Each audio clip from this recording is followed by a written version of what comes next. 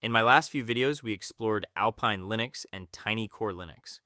Tiny Core in particular is an operating system built around one thing: extreme minimalism. It strips Linux down to the absolute essentials, resulting in one of the smallest desktop operating systems you can run. Those videos got me thinking, how many other minimalist Linux distributions are still around today? And more importantly, are any of them still practical to use today? Those video led me to Damn Small Linux, or DSL.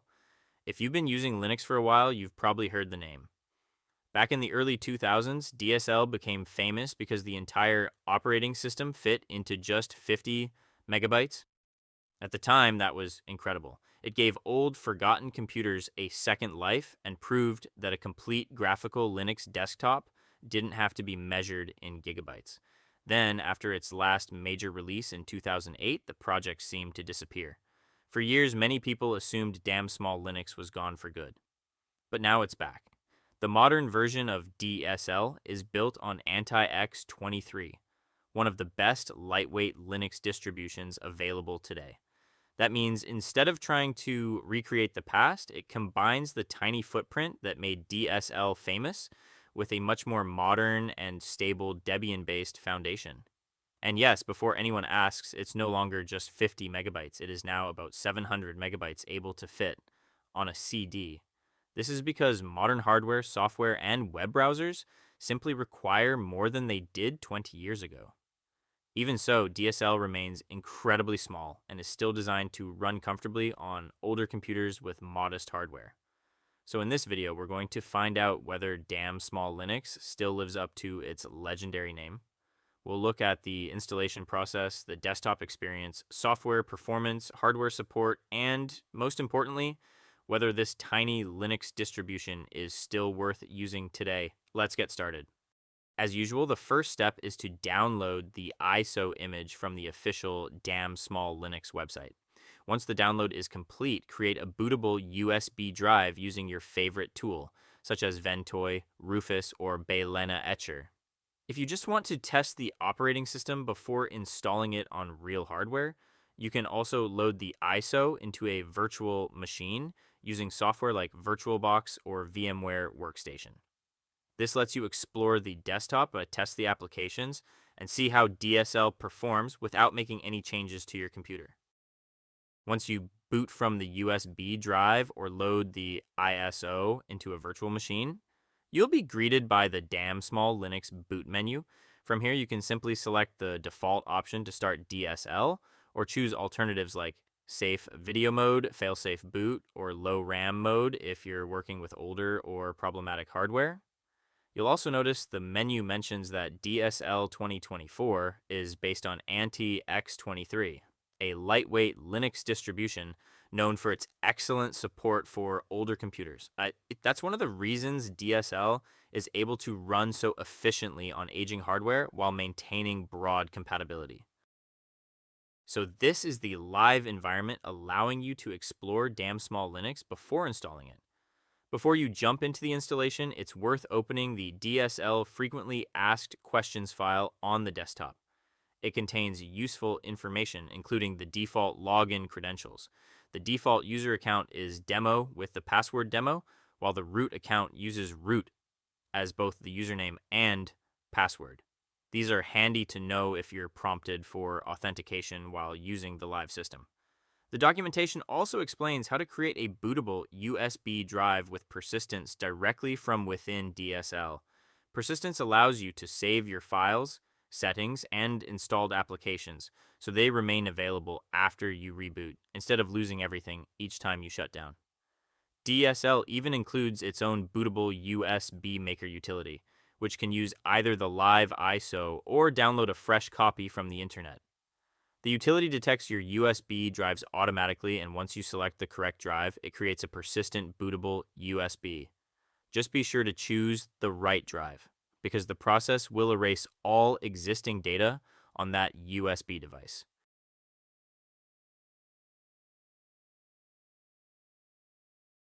To install Damn Small Linux, simply double-click the installer icon on the desktop. You'll first be prompted for a password. Since we're using the live environment, enter demo as the password, and click OK. The installer will then gather information about your system before presenting the installation wizard. The installation process itself is straightforward. After accepting the introductory screen, you can review the terms of use and verify your keyboard layout if necessary. Next, choose the drive you want to install DSL on. For most users, the default regular install. Using the entire disk option is the easiest choice, although you can also customize the disk layout if you need a different partitioning scheme. Click Start to begin the installation. As the files are copied, you'll be asked to provide a computer name and, if needed, a domain name. You can also switch to the Live Log tab if you'd like to watch the installation progress and see exactly what the installer is doing behind the scenes. On older hardware, the installation only takes a few minutes to complete. As the installation continues, you'll be asked to configure a few final settings. First, select your language, locale, time zone, and clock format so the system matches your region. Next, create your user account by entering a username and password. If you want administrative access, you can also enable the root account and set a separate root password. There are also convenient options to enable automatic login and save live desktop changes depending on how you plan to use the system.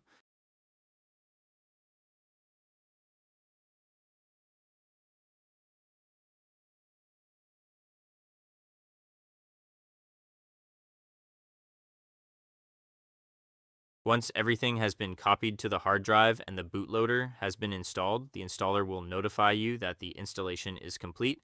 Leave the automatically reboot the system option checked, click Finish, and allow the computer to restart.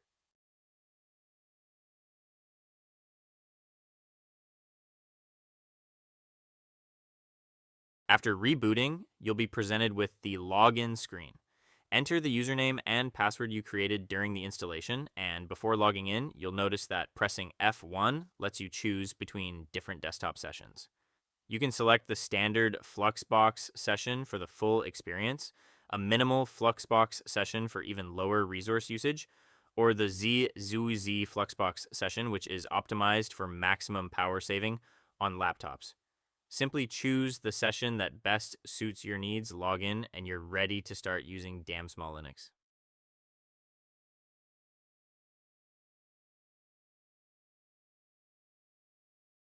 You are now greeted by the Damn Small Linux desktop. Even after installation, the system remains incredibly lightweight, as you can see here. It is using only a little over 100 megabytes of RAM while sitting idle, leaving almost all of your memory available for applications. The desktop itself is simple. There are just shortcuts to the file manager, the DSL frequently asked questions, and the system monitor that displays useful information such as CPU usage, memory usage, uptime, and screen resolution, and so on. Clicking the menu button in the bottom left corner opens the Fluxbox application menu, where you'll find everything from the terminal and file manager to web browsers, editors, system tools, and Fluxbox configuration options. The menu is simple, responsive, and organized, making it easy to launch applications even on older hardware. Now let's check out the frequently asked questions. The FAQ is worth reading because it contains plenty of useful tips and recommendations that can help you get the most out of Damn Small Linux, especially if you're planning to use it beyond just experimenting. The recommendation that immediately stands out is for anyone planning to use DSL as a daily driver. The developers suggest running the DSL file restore script before installing additional software with apt. Because DSL is designed to fit into a compact 700 megabyte image, many non-essential files, documentation, language packs, graphics, and other components are removed to save space. The file restore utility downloads and reinstalls those missing files, creating a more complete Linux environment. However, I'd only recommend doing this on a machine with enough storage space and system resources to handle the additional files. If you're using DSL on an extremely old computer with very limited disk space, you may prefer to keep the default lightweight installation so you can preserve as much storage and performance as possible. Damn Small Linux, unlike distributions such as Tiny Core Linux or a minimal installation of Alpine Linux, It already comes with a useful collection of applications installed out of the box. That means you can start using the system immediately without spending time installing the basics. Most of the software included has been carefully selected to keep the system as lightweight as possible while still providing the essential tools most people need. Instead of resource hungry applications, DSL focuses on smaller, faster alternatives that perform well on older hardware. When it comes to web browsing, you actually have several choices. For the lightest experience, there's Dillo, NetSurf, and Links2, all designed to use very little memory and CPU power. They're perfect for simple websites, documentation, or basic browsing on extremely old machines. If you need better compatibility with modern websites, DSL also includes Firefox ESR, which offers support for today's web standards, although it naturally requires more system resources than the lightweight browsers. This gives you the flexibility to choose the browser that best matches both your hardware and the websites you want to visit.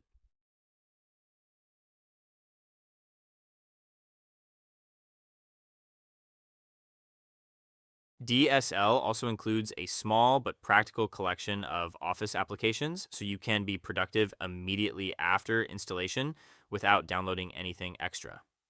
Instead of bundling a large Office suite, the developers have chosen lightweight programs that run well on older hardware. For word processing, there's Abby Word, which is ideal for writing letters, reports, notes, and other documents. It's fast to launch, easy to use, and supports common document formats. For spreadsheets, DSL includes Numeric.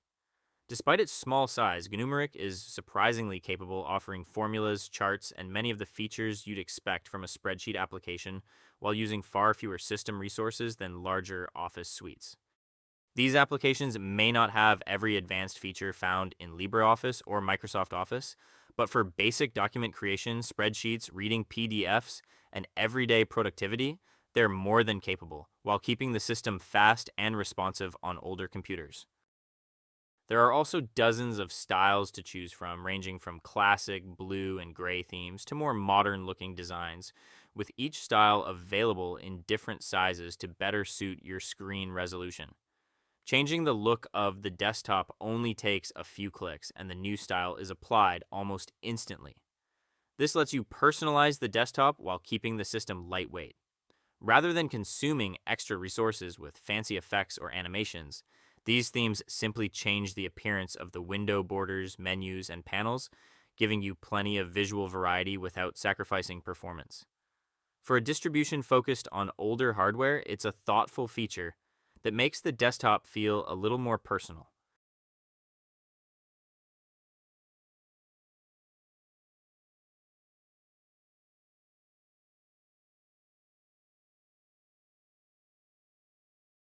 One of the advantages of DSL is that you're not limited to the software that comes pre-installed.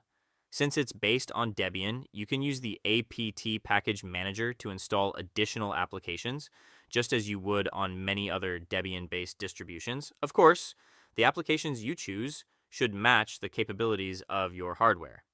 If you're running DSL on an older machine with limited RAM and a slower processor, it's best to stick with lightweight software to maintain the fast, responsive experience that DSL is designed to provide. However, if your computer has a little more processing power and memory, you can install larger applications as well. For example, here I'm installing VLC Media Player using apt. The package manager automatically resolves and installs all the required dependencies, making the process quick and straightforward. This flexibility means you can tailor DSL to your own needs. Whether you want a simple web browsing machine, a lightweight Office PC, or something a little more capable, while still taking advantage of its small footprint.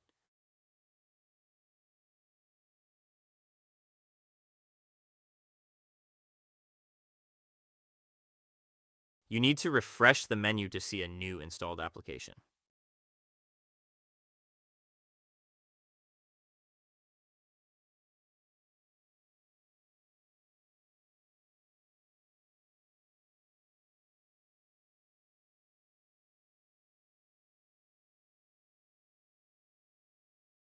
So is damn small Linux worth trying?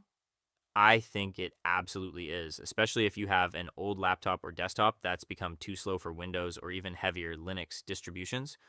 While it's no longer the tiny 50 megabyte operating system that made headlines years ago, the modern 700 megabyte release still delivers an impressive balance between functionality and performance.